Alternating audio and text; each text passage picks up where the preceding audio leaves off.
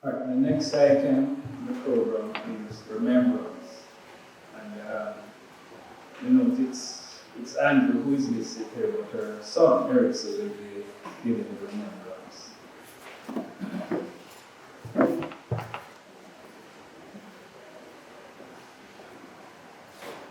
So hello everybody, and it's really good to see all of these faces, all the family, all the friends that I've not seen in a pretty long time. And you're here, First Lady. And I'm going to let the word speak for her.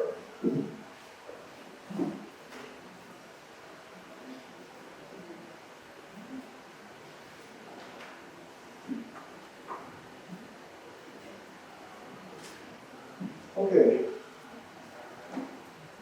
So on Tuesday, March 1943, in the foothills of Mount Pleasant Mountain, St. Elizabeth, Ione, Corine Smith entered the lives of Clifton and Amy Wilson, along with 5 other children, and 3 others came afterwards. So all of you know her as Corine, and she was brought up in really humble circumstances in a not so typical Christian home. Her father was a pastor in his own church. On the homestead, this is the home here, the church is right here in the house. And she always participated in farming. Her father was a butcher who supplied meat to the Malvern community. And so from an early age, she learned how to butcher animals and most importantly, how to cook. I'll tell you a side note, my mother taught me how to butcher a goat. Okay? So that was pretty interesting. So she attended Bethlehem Primary School and learned the skills such as cooking, homemaking, gardening, farming, and sewing from her family, as well as the 4-H club, the onward and upward movement, and things like that. And the emphasis for young women in those days was to make sure that they got the best home skills so that they could get married and start a great family, which she did perfectly. So from an early age, Corine had a keen interest in plants and flowers. And it was because of this interest, and she attended the Denby Agricultural Show with her mom, who also entered some of the competitions for crochet and sewing and all of these things. And that's where she met my father, okay? Eric Smith, the artist. He was a just beginning artist. He was also an horticulturalist. And he had a garden, as you know, and Denby was a thing for him. And so they met at the Denby Fair, and I guess the sparks fly or whatever. And they met, and the parents approved, and it came on to what it went on. And so she, at the age of 19, she got married, and she moved to Badmore and started a family. And after that union came my sister Betty first, me next, and of course Andrew here with following in the footsteps of everything. So Corine was a go-getter, and she threw herself in the marriage, not looking back. She put her all into it. In those days, divorce wasn't like a word that you could call too much. It was like when you get into it, you get into it, And to supplement her family's income, she started selling plants and flowers, and with the small children at her side. So we saw that from an early age. And one of the things is that in those days life was not easy, but she was entrepreneurial minded, and she evolved into a natural salesperson. She could sell anything to anyone. And there was one secret, which is why so many of you are here today. And she made sure that she became your friend as she told you something. Yes. Okay? Yes. Absolutely. Yes. And many of you will recall that moment when you met her the first time. It was probably in some kind of commercial transaction. But then we are here today, right? And so as Eric's art career took off. That was not accidental because they were made perfectly to be with each other. He was the one who did the art and the gardening, and she was the one who marketed and sold it. I mean, what better combination could you ask for? Okay? And that is why the yin and the yang, it just came together perfectly. They fit together perfectly. Perfect complement. And she would make friends with the gallery owners and the people who wanted to buy art. And that's how she started building up the kind of network that you see here today. So she, as I said before, she was a natural entrepreneur. And in 1971, she started her flower shop on Barbican Road. Okay, she was actually working on somebody at this flower shop in the beginning. And then she started her own, and then she moved to Managing Road afterwards. And so the business expanded. And then she went into also plants, not just flowers. She sold the paintings there, and she also went into antiques as well, with some of you more as well. But at the same time, with all of this, the modern woman, the go-getter, who went out and did all this stuff, she was a traditionalist as well. Okay, in many respects. She went out and did her thing in the day, but she came home and did her thing, pulled down the fort afterwards as well. Okay? And we, of course, as the children who saw that entrepreneurial spirit in her, we took that, and all three of us know, our business people, on right, because of the example that she set. I just deviation from here a little bit. One thing she always said was that you must always have something to sell. And that was very important. Okay. So, moving on to the cooking now. You have excellent culinary skills, and I can see a lot of cases here we drop in for breakfast, lunch, and dinner on Sunday, New Year's, all of those kind of things. It was fascinating to see everybody. And one of the things about the way she cooked, it was very casual, and it was like you didn't even know cooking was going on.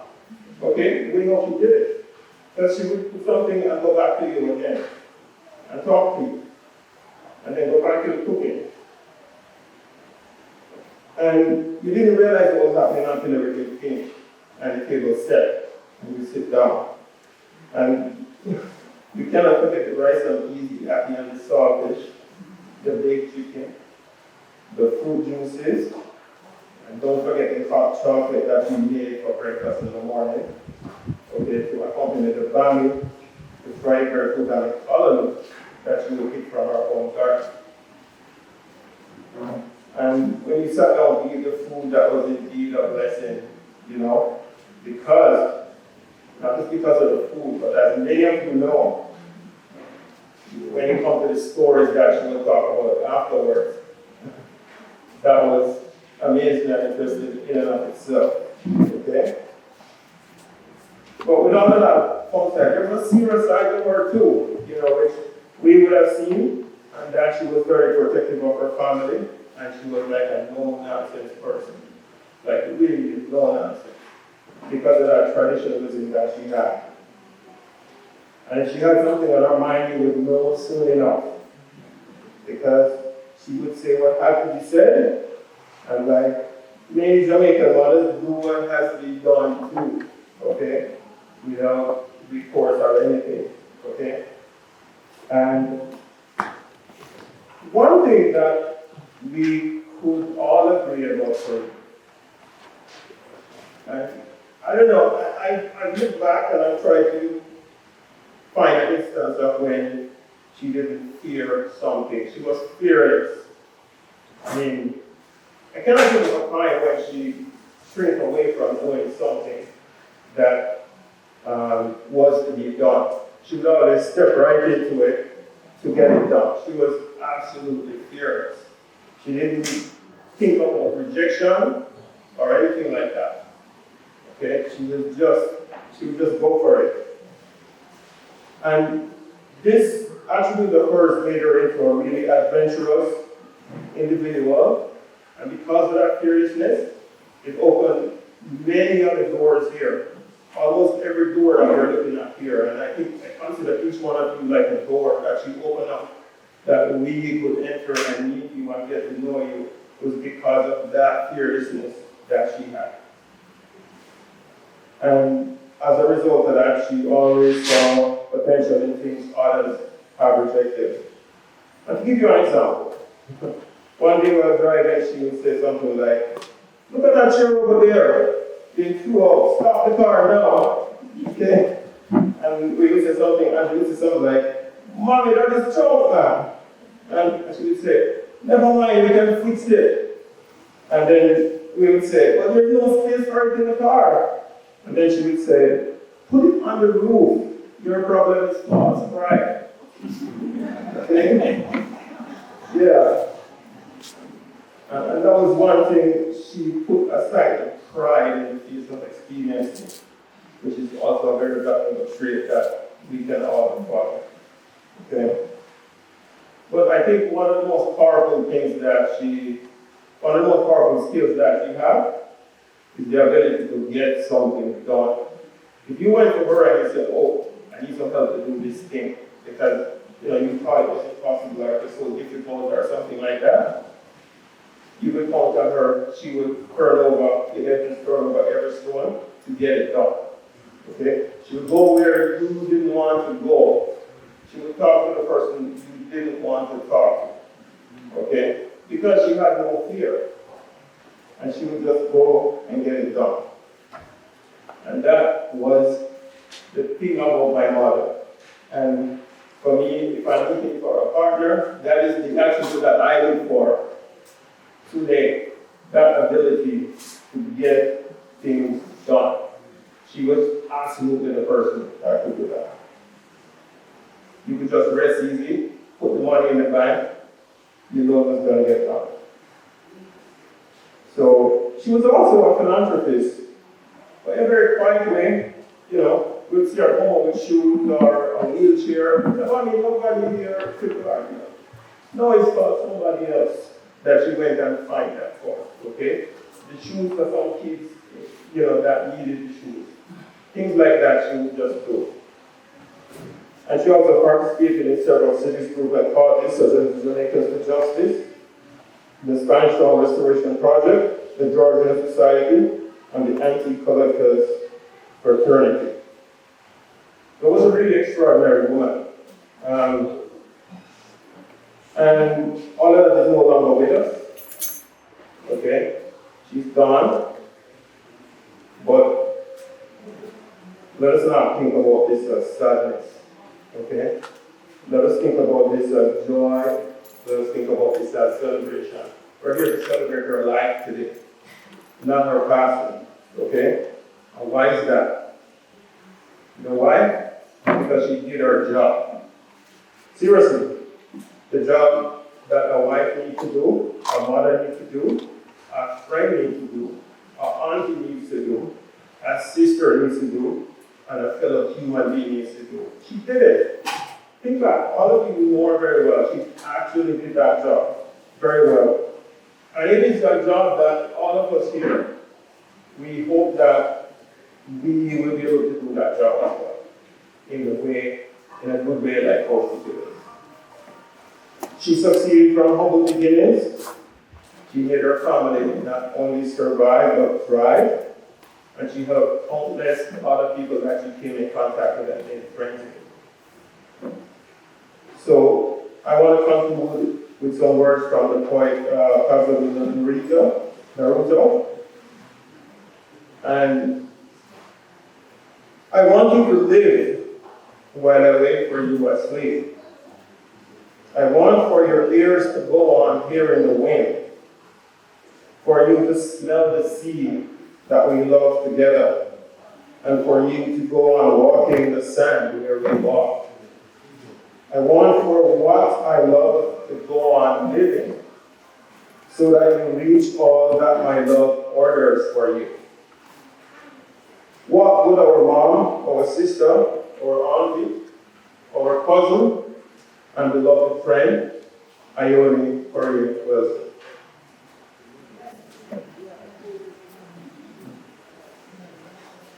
Let's take the